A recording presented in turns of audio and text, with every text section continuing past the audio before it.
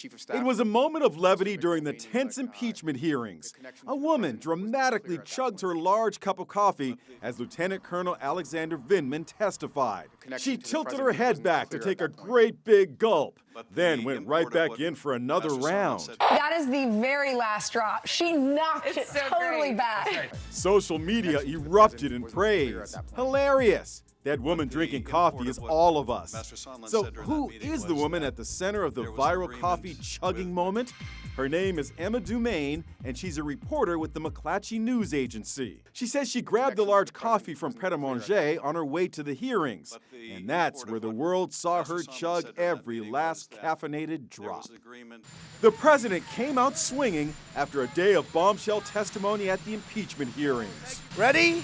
You have the cameras rolling? He spent the morning watching the testimony of Gordon Sondland, his ambassador to the European Union, who made a pretty damning claim. Mr. Giuliani's requests were a quid pro quo for arranging a White House visit for President Zelensky. What we heard repeatedly there was that there was a quid pro quo. There you have it, the most consequential testimony yet in this impeachment investigation. But others say his testimony was wishy-washy. You're just assuming all of these things, and then you're giving them the evidence that they're running out and doing press conferences, and CNN's headline is saying that you're saying the President of the United States should be impeached because he tied aid to investigations, and you don't know that.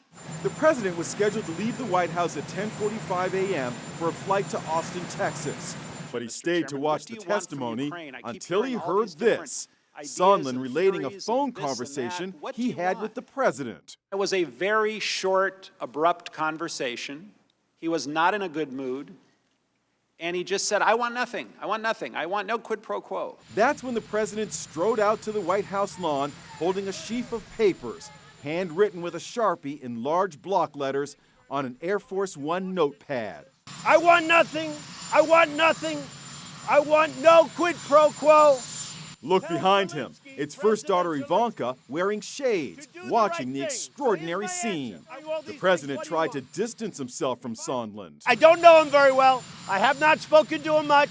This is not a man I know well. So who is Gordon Sondland? He's a multi-millionaire who owns a chain of luxury hotels in Oregon and Washington State. Hi, I'm Gordon Sondland. This is a video he made when Trump appointed him ambassador to the European Union after he donated $1 million to the inauguration.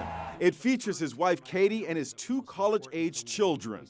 Sondland is facing backlash for his testimony. Our properties are being picketed and boycotted. His hotels are getting a barrage of 1-star reviews on Yelp from both sides.